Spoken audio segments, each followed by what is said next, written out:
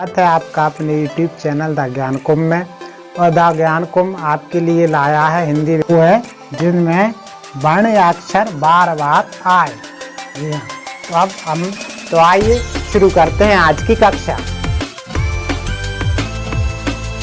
नमस्कार प्यारे विद्यार्थियों, एक बार फिर से उपस्थित हैं आपके समक्ष हिंदी व्याकरण की एक और न्यू वीडियो लेकर। और हिंदी व्याकरण में हम पढ़ रहे हैं न्यू सीरीज काव्य सौंदर्य, और काव्य सौंदर्य के अंतर्गत अलंकारों को हम यहाँ पर पढ़ रहे हैं।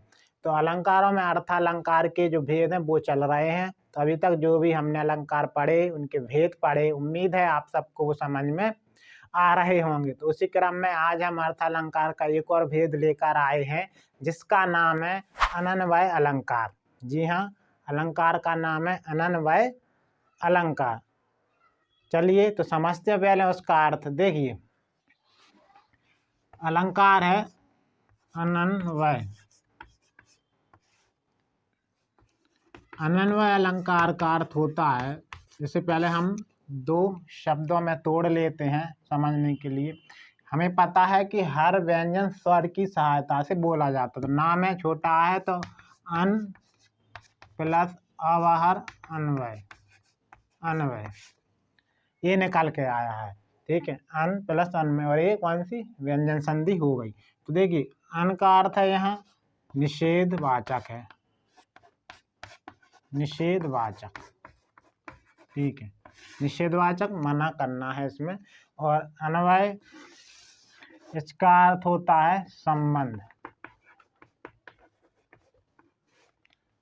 संबंध नहीं है, निषेध करना है, नहीं लेना है हमें यहाँ निषेधवाचक में, नहीं संबंध नहीं है। यानी कि इसका अर्थ हुआ जिसका किसी से कोई संबंध ना हो वो अनन्वय है।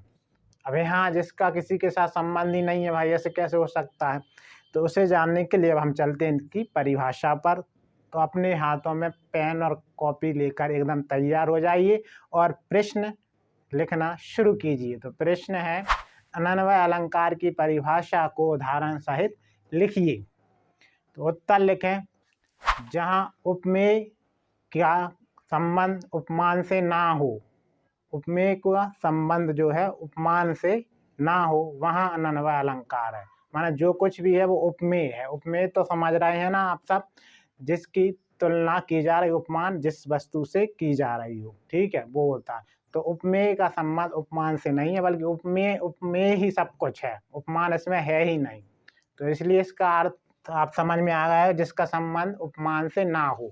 ठीक है, तो उम्मीद है आपको अनन्वय अलंकार की परिभाषा समझ में आई होगी, और आई होप कि आप सभी ने इस परिभाषा और अनन्वय का अर्थ जो है वो कॉपी में लिख लिया होगा। तो चलिए अब हम कुछ इसके उदाहरण से और समझते हैं। तो अभी हमने जो परिभाषा लिखी वो सिंपल या सरल शब्दों में, लेकिन अब कहीं भी एग्जाम या परीक्षा की दृष्टि से क्या है, तो जितना सरल अनन्वय अलंकार है इतना है नहीं।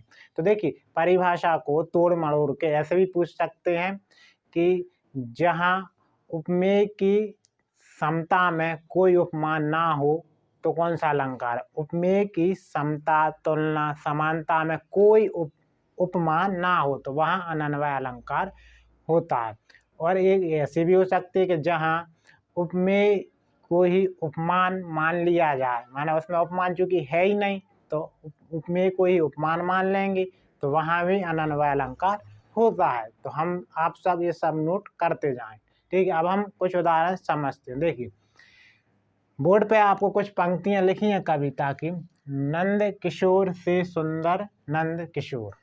अब इसमें आप सोच रहे हो कि जब उपमान है यानी तो कैसे होगा, तो ऐसे हुआ। देखिए, नंद किशोर यानी कि श्री कृष्ण की तुलना किसी से की नहीं गई, तो नंद किशोर से सुंदर नंद किशोर ही है भाई, उनके अलावा कोई है ही नहीं है। दूसरा है राम से राम, सिया से सिया। अब यहाँ समझने वाली बात ये रखना है कि आप समझ रहे होंगे यहाँ वर्णों की आवृत्ति हो रही है, यानी प्रास अलंकार मत लिख देना। देखिए, क्योंकि राम से राम है और सिया, इसमें सा तीन बार सा की आवृत्ति हुई, 3 बार आया सावर्ण, तो यहाँ अनुप्रास अलंकार होगा नहीं। सियासी सिया, यहाँ ये देखना है कि सियासी सिया कोई है ही नहीं। ठीक है, अब आपको तीसरा है तुलसी कवि तुलसी सरस। तुलसी के समान ही तुलसीदास हैं, कवि तुलसीदास ही हैं, उनके समान कोई और दूसरा है नहीं। और सूर सूर सम जान, और सूरदास के समान सूरदास ही है, ये सब जानते हैं। ऐसे यहाँ कवि ने व्याख्या की हुई है। तो इन सब उदाहरणों से आपको एक बात समझ में गई, यहाँ उपमान नहीं। आपसे भी पूछ सकते हैं इसमें उपमेय और उपमान बताइए, सिर्फ उपमेय है। यहाँ नंद किशोर उपमेय है, ठीक है, और नंद किशोर उपमेय आए हैं। उपमान को तुलना भाई ने राम से, राम है, सिया से सिया। यहाँ दो उपमेय है, एक राम और एक सिया, ठीक है। तुलसी कवि तुलसी, सरस तुलसीदास कवि तुलसीदास तुलसीदास ही हैं। और सूर सरस सम जानो, सूरदास जी हैं। अब यहाँ सा की इतनी बार आया तो आप बिल्कुल ये दुविधा में ना पढ़ें कि यहाँ अनुप्रास अलंकार होगा, क्योंकि हम अनुप्रास अलंकार को थोड़ी बारीकी से आप अध्ययन करेंगे तब समझ में आ जाएगा। अनन्वय को जब पढ़ेंगे उसकी परिभाषा को तब समझ में आ ही जाएगा। तो उम्मीद है आप लोगों को अनन्वय अलंकार समझ में आ गया होगा। तो आज के लिए बस इतना ही। उम्मीद है आपको हमारी आज की ये जो वीडियो है अनन्वय अलंकार, जो नया नया अलंकार कुछ लोग जो हैं या कुछ विद्यार्थियों को पढ़ने में भी अजीब सा लगा हुआ, अनन्वय पहली बार सुन रहे हैं कुछ तो इसकी परिभाषा, इसके उदाहरण समझ में आए होंगे, ऐसी मैं उम्मीद रख सकता हूँ। तो यदि हमारी आपको ये वीडियो पसंद आई हो तो इसे लाइक कर दीजिए और अपने अधिक से अधिक दोस्तों के साथ शेयर भी कर दीजिए, ताकि वो भी अनन्वय अलंकार के बारे में जान सकें। और सब्सक्राइब कर दीजिए हमारे अपने परिवार द ज्ञान कुंभ को। धन्यवाद।